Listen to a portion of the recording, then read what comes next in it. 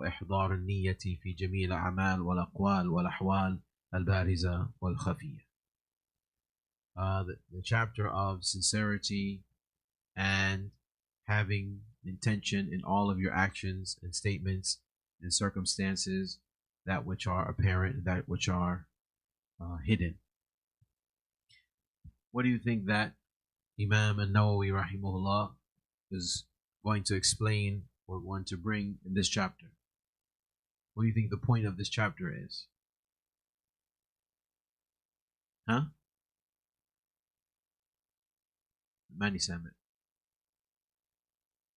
Yes, باب الإخلاص وإحضار النية في جميع الأعمال والأقوال والأحوال البارزة والخفية. That's the chapter title. So what do you think he's going to be talking about in this chapter? Huh? This is what I'm saying, right? It seems like, well, wait a minute. It's so easy. The question is so easy that you start to overthink it. Like, well, wait a minute. What is he talking about? If you start looking for something deep, it's very simple. The chapter is the chapter of sincerity and having intention in all of your actions and statements and circumstances, that which is apparent, that which is hidden. That's the chapter title. So what is he going to be talking about?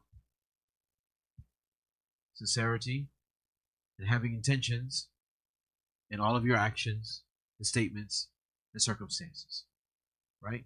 Very straightforward. And all his chapters are like this.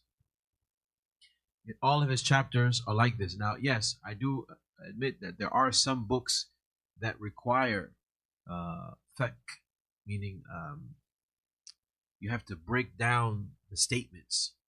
You have to take them apart. You know, even sometimes the lettering, like the letters, the fa, he said fa instead of wow, right? You know, you have to break down to that level some books. However, this book is not one of them. It's very, very simple. Alhamdulillah, Allah subhanahu wa ta'ala really gave Imam An-Nawawi tawfiq when Imam An-Nawawi wrote this book, because this book is able to be read by every person, no matter what level of knowledge that you're on. If you can read, like if you have the ability to read, then you can read this book and you can benefit. Obviously, yes.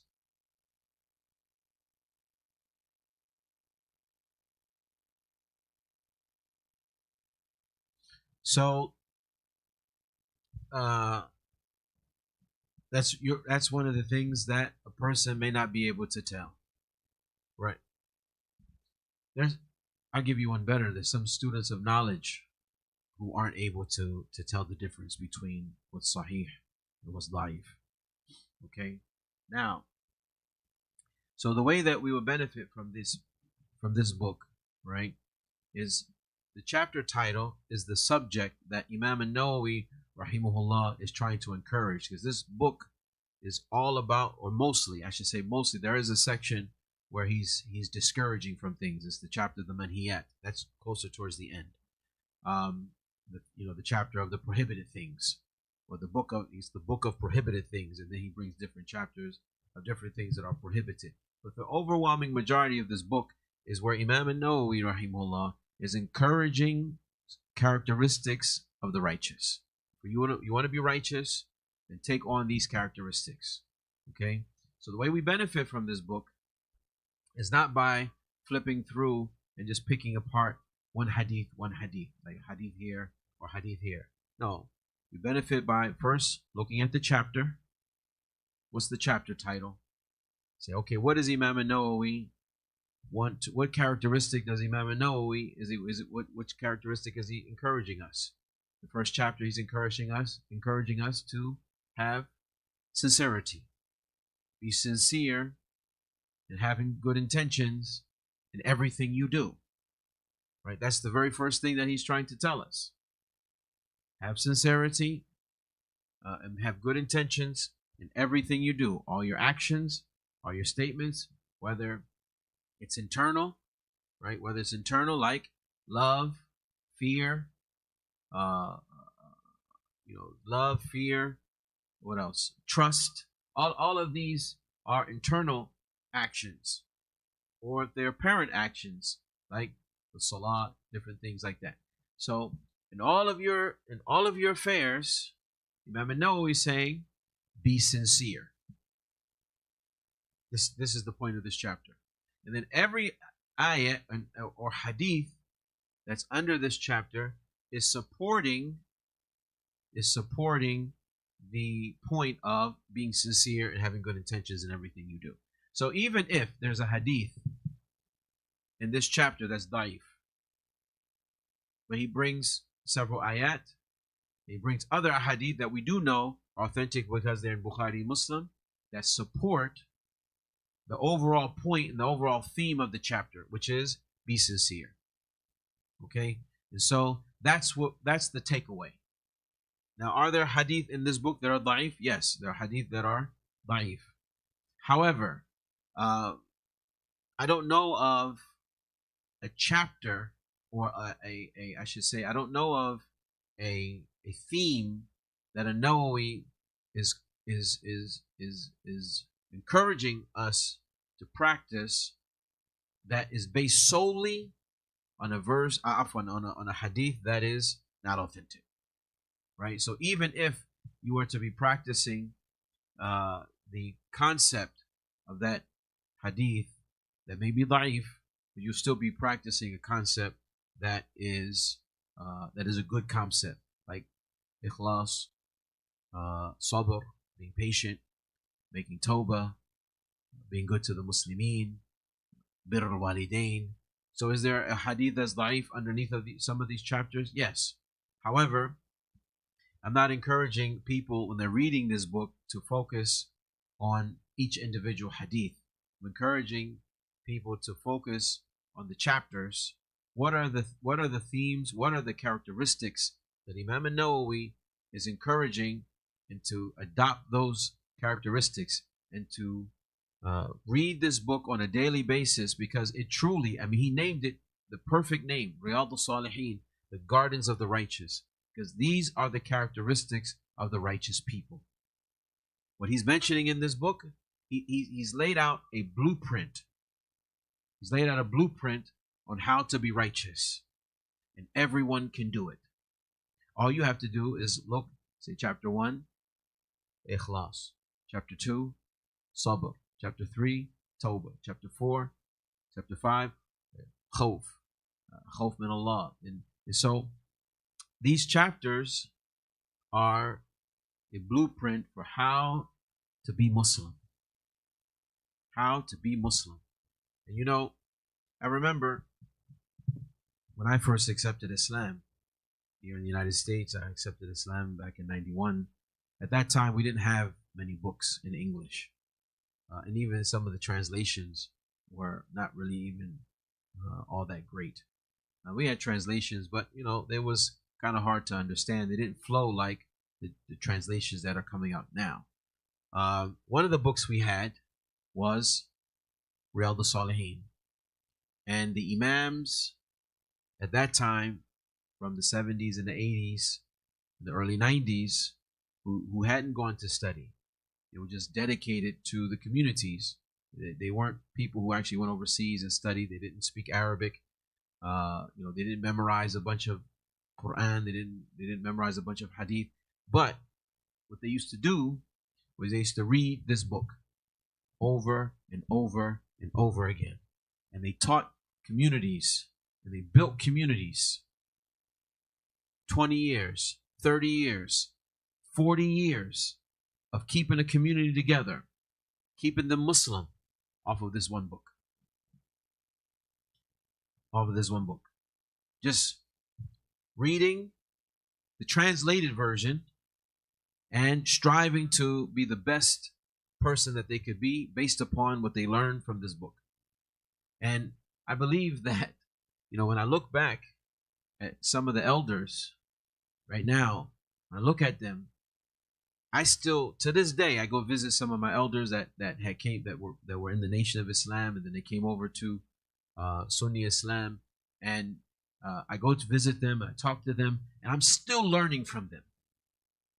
I'm still learning from them. They're quoting verses I memorized long time, years and years ago. And I'm thinking, you know what? That makes a lot of sense. They're quoting hadith they read in Riyaddus Salihin. Like, man, that makes a lot of sense. Like, I know the hadith. I know the hadith.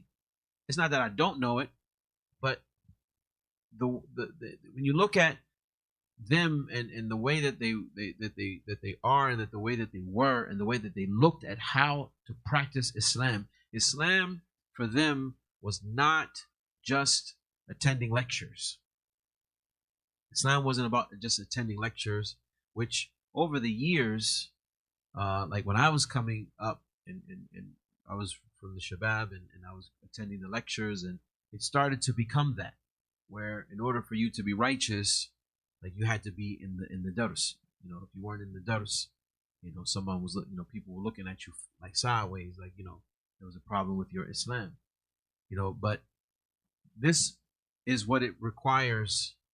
This book here, these characteristics, this is what is required in order to be righteous.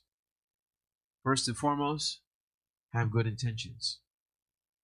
You want to be a good Muslim? Be sincere. Be sincere. Have good intentions in everything you do. It's the first thing that you need. That's what Imam An-Nawawi started his book with.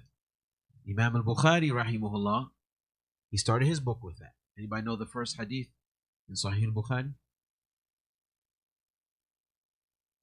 إِنَّمَا الْأَعْمَالُ بِالنِّيَّاتِ. Actions are based on intentions. Right? That was the first hadith in the book of Sahih al-Bukhari. Imam al-Bukhari, rahimahullah, is as if Imam al-Bukhari, rahimahullah, is saying to everyone that we're going to begin this entire endeavor with good intentions, because that's what's required. And many of the scholars throughout the years, when you look, they have all started off their books and mentioning the first hadith that they mentioned in their book is the hadith of Umar ibn Khattab radiyallahu anhu, إِنَّمَا الْأَعْمَالُ بِالنِّيَّاتِ. Anyway, the point here is that An-Nawawi rahimahullah, he wrote this book and is very simple. And do not let anyone be fooled by the simplicity of the book to overlook the benefit that's contained in this book. You know, while people spend years and years and years in these big volumes in usul al-fiqh, big volumes of mustalah hadith, big volumes in the ikhtilaf of the nuhat, of the scholars of grammar, and they overlook this one volume. They overlook this one volume here. But this right here is what gets someone into Jannah. I'm not saying that usul al-fiqh is not important.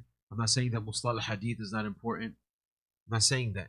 Well, what I am saying is that without this, you will not go to Jannah without ikhlas. You will not go to Jannah without establishing your prayers. You will not go to Jannah without paying your zakat. You will not go to Jannah while you're being disrespectful to your mother. You're not going to go to Jannah, your belly full and your neighbor is starving. You say, but I know all this. I know all these ahkam. I can quote for you scholars of this time, scholars of this time. I know all the ikhtilaf. That's fine. But if you don't know and you're not practicing ikhlas, what good is all of that doing you? All this knowledge of differences of opinion, and what good is any of that doing you? That's why I've been saying for years, Islam is not just for the scholars. The practice of Islam is not just for scholars. Yes, the scholars are here because they're people who are needed to know the intricate details of certain things. There's some people that we need to have people who are specialists in the details. Right? We need to have some of those individuals. We need them. In every place, And every time we need people who are specialized in the details. However, if we're just we're looking to go to Jannah, then this is what we need. We need these things that we've been talking about over the past few years. These characteristics: calling to the way of Allah, giving da'wah. That's within everything that Imam An-Nawawi rahimahullah mentions in this book is within the grasp of everyone sitting here to be practiced right now. There's nothing that Imam An-Nawawi rahimahullah mentions in this book that you need years of study before you can go practice it. We can just open up, let's flip something here. Right, this chapter here, chapter 134. Bab استحباب إعادة السلام على من تكرر لقاؤه على قرب.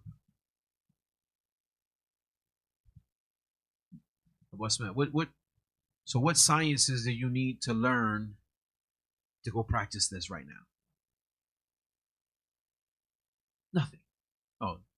It's the chapter of the recommendation of repeating the salam upon the one who you're separated from him, and you meet him back again, an qurb, meaning like there's not a lot of time in between. So like say, for example, Abu Asma, you go get some water, right? You go to the kitchen, grab some water, you come back, say salam alaikum again.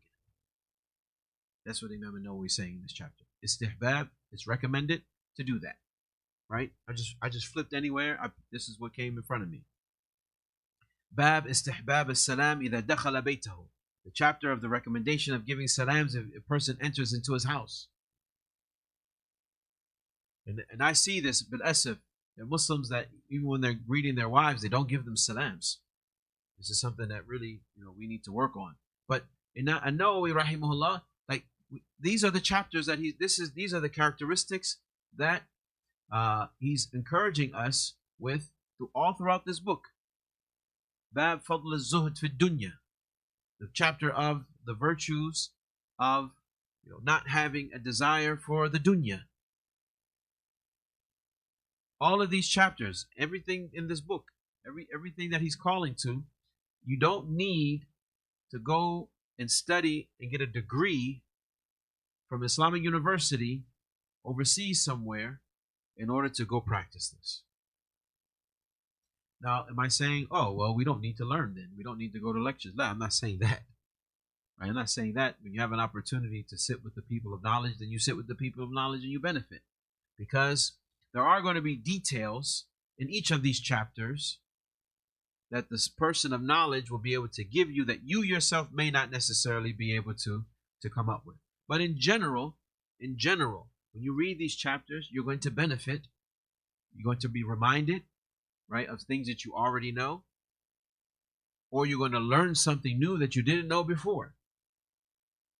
Either way, practice what you're finding in this book, and alhamdulillah, by Allah's tawfiq, by Allah's guidance, you will be guided to the straight path. You'll be guided to the straight path. You say, well, what if I misunderstand something? What if I misunderstand? Say, okay.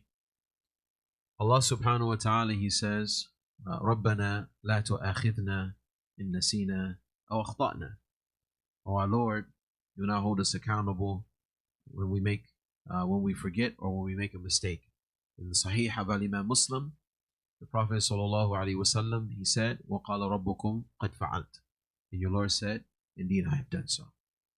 So if you make a mistake, right, because we're doing what because in the first chapter we learned about sincerity, right? Because we're sincere in what we're trying to practice, one of two things are going to happen. Allah subhanahu wa ta'ala, or one of three things are going to happen. Allah azza wa jal, either A, is going to preserve you and you'll never make a mistake.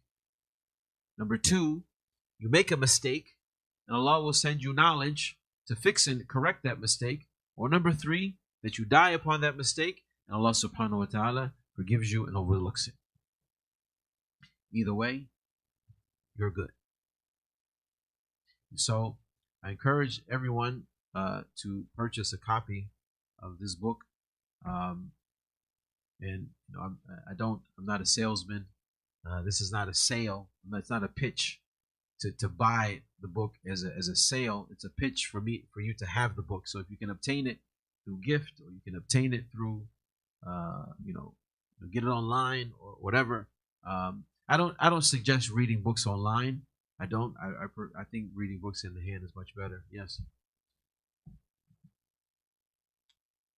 Yeah.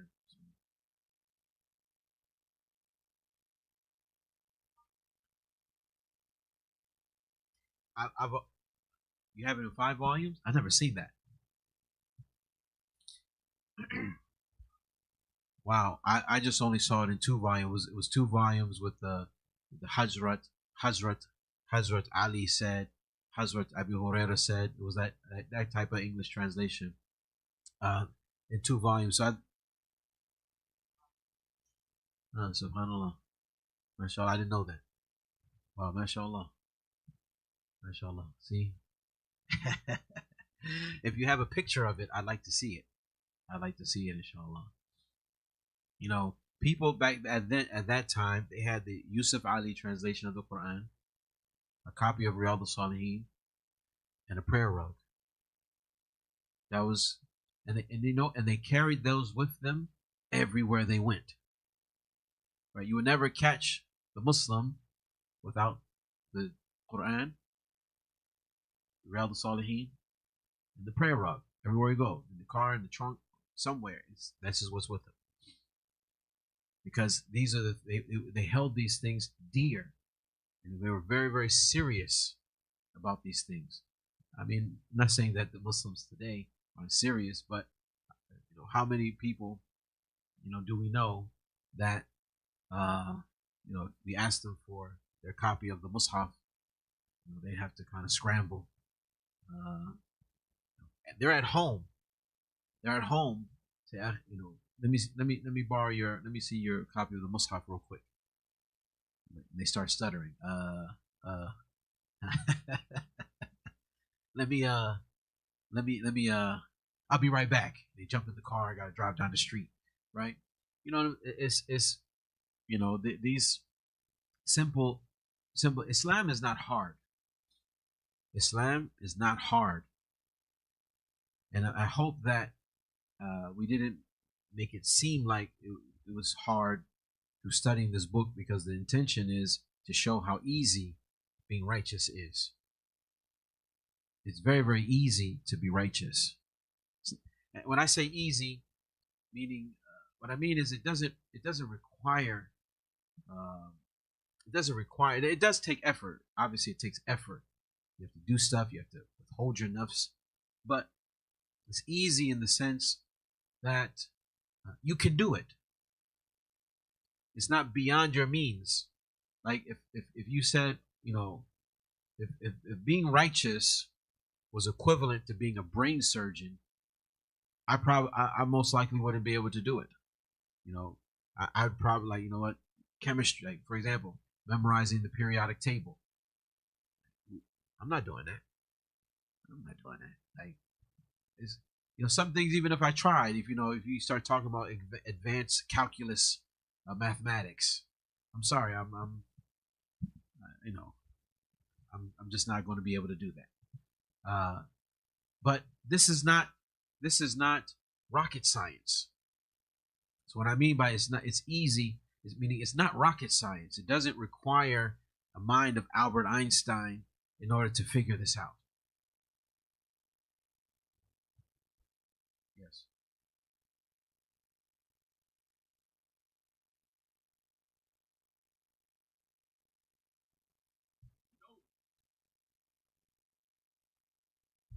Inshallah.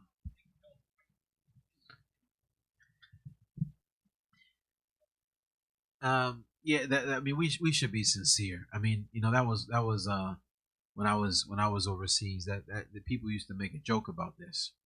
When people say, someone says inshallah, they ask you, what kind of inshallah is that? Is that the real inshallah, or is that the fake inshallah? Like, because people, but that's if people used to kind of say that just as a way to kind of get out of stuff. You know, I say, Abu Asma, can you come over to my house and help me move furniture? Inshallah. Right. So just so that I don't bug you or I don't push you or get mad at you for saying no, say inshallah. Then I say, Abu Asma, where were you? I said, huh? Allahu Alam.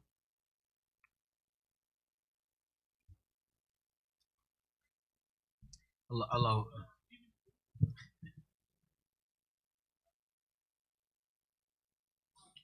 I'm saying Allahu Alam. That's what I'm saying. Allahu Alam. However, but the way it's used,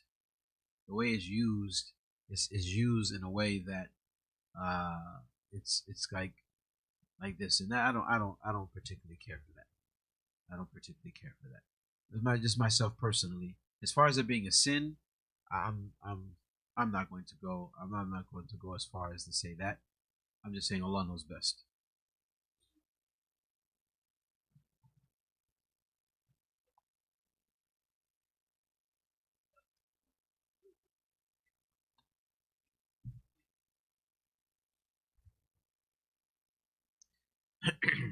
Because the problem is, what happens is if I invite you to my house for dinner, I invite everybody here right to my house for dinner.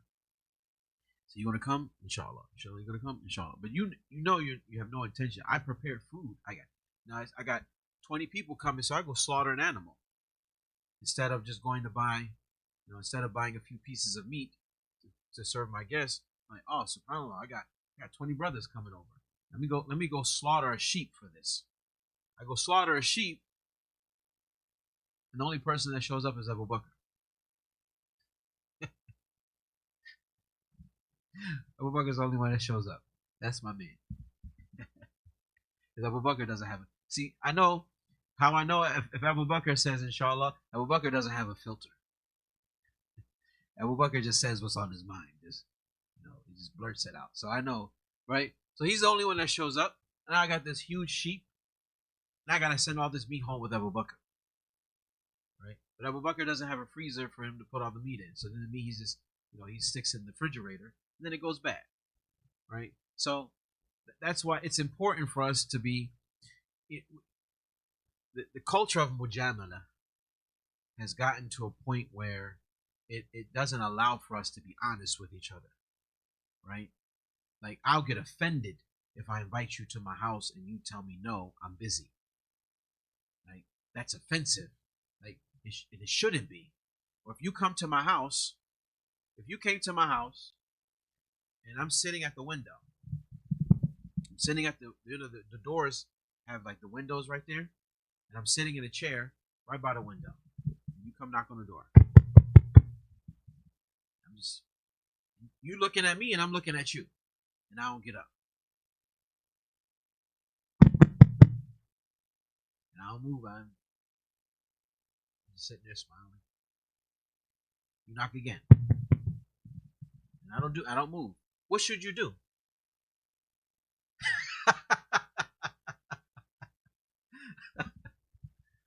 You should go away. The sunnah is, in this situation, the sunnah is what? The Prophet ﷺ instructed us to do what? To leave. Because it's better. It's better. How do you know that on the other side of the door, my wife is, she's yelling at me, and I'm trying everything in my power to keep my calm, right? So I'm looking at you, but I may not be looking at you, right? I'm trying to hold myself from escalating an argument. You don't see her because she's all the way upstairs yelling at me from the bedroom, and I'm just trying to keep my calm and keep my composure. How do you know that that's not the case? Like, you don't know what people are doing inside of their houses.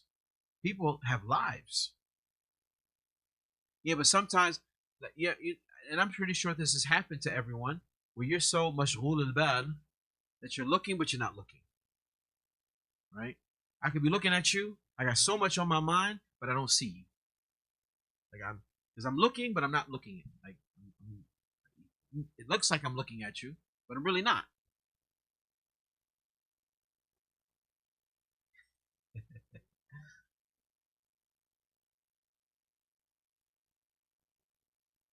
Right. You should just go.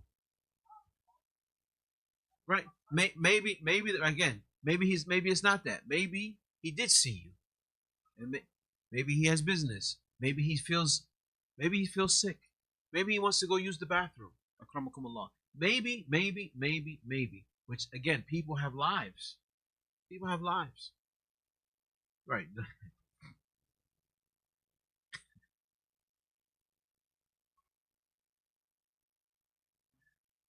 What do you mean? It's my aqiqah. What do you mean you can't?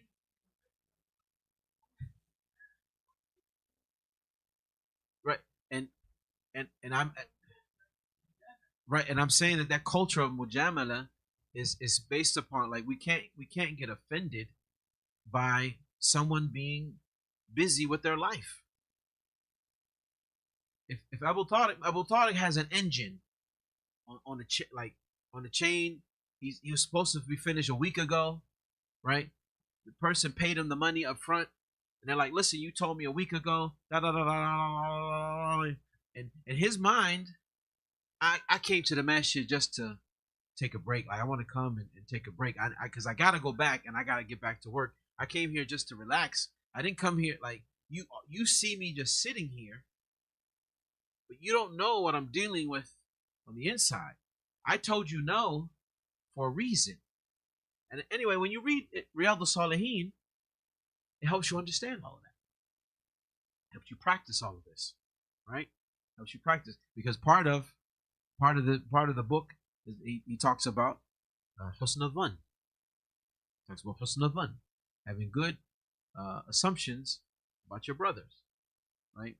And that's we should have. We should have good assumptions. I guess that's why this book is so important.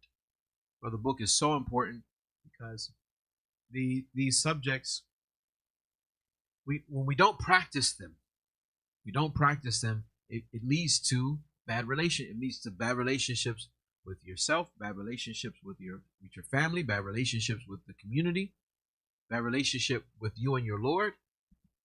You know, it's so when we put Islam into perspective, we just start practicing these. I don't want to call them small. Um, I'll say small because not because they're minute in their value, but small because it just takes a little bit of effort just to practice these things. Like if I call you on the phone, this is one thing I don't like. Somebody calls me, I don't answer. Then they call me again from a different number.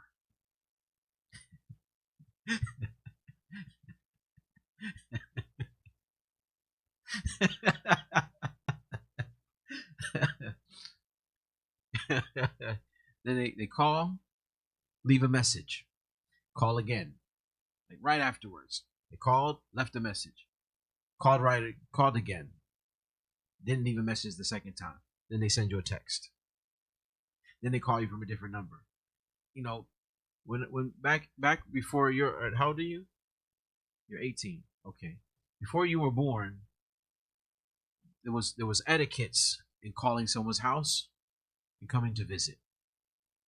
It was considered to be an aib to call a person's house early in the morning. 6 a.m. Can't call nobody at 6 a.m. You also can't call nobody like 10 o'clock at night. Can't do that. Right? There's times, because at that time it wasn't a personal cell phone that was ringing on vibrate. When you call someone's house, it rung throughout the house. If someone's sleeping, the phone wakes you up. Like in my grandmother's house, she had one of those, remember those phones? The rotary phones, right? And it rung like an old bell phone. It was loud. It was loud, and she had like because she had a 3 floors. She had a phone on every floor, so every phone was ringing. It was very loud. So you can't call people like that. And so it was it was some etiquettes to this, but now with the dawn of the cell phone, it has kind of taken away some of those etiquettes and some of those mannerisms. Um, but we need to deal with each other based upon what we find in the Sunnah of the Prophet alayhi salatu wasalam. In this book, Riyaddus Salihin, it actually helps you become a good Muslim. It helps you become a good Muslim. That's why I encourage everyone to read it. Have a daily wird, have a daily read the Quran, read a few pages of Riyaddus Salihin every single day, even if it's just a few minutes. Have something like this here, this this bookmarker. Read a few pages. Put your bookmarker on. Close it. Come back the next day. Read some more. Read some more. Read some more. Read some more. You'll find, like this book here. It has. Let's see. It has 625 pages. 625 pages. Read 2 pages a day. You finish the book in a year. So if you start it now, read 2 pages a day. At the end of, and when it comes to the end of October of 2024, you would have read the book Riyaddus Salihin 1 time. Right? You read 4 pages a day, you would have read Riyaddus Salihin twice. Now, if you, after 1 year, you read the Riyaddus Salihin twice. 2 years, you read it 4 times. 3 years, you read it 6 times. How much do you think you would have retained after reading this book 6 times? You're gonna have this book pretty much, even though you won't have it memorized. But if someone was to quote for you something out the book, you say, "Yeah, I know where that's at." And I mean, inshallah ta'ala, I hope and pray that Allah Azza wa Jal gives every one of us long life. So inshallah, we're going to be living for the next 4 years. And how long does reading 4 pages take from your day? I mean, we're scrolling through social media for like an hour. If you add up all the time, you know what I mean? Especially your generation, you're TikToking for I don't know how long, watching, you watch 100 videos at 2 minutes, 1 to 2 minutes a piece, that's 100 to 200 minutes, right? It's almost 2-3 hours that you do it every day. So we have time, alhamdulillah. We have time. Just put a little bit of effort in and be consistent. And actually, the book of Ahadith doesn't start till page 43. So really, the portion that we're going to be reading is only 500 and some odd pages.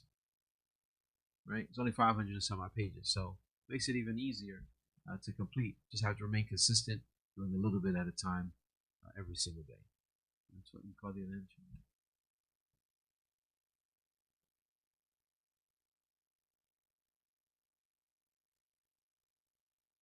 Oh, fiqh sunnah. Oh, Sayyid Sabiq. Yeah. Okay.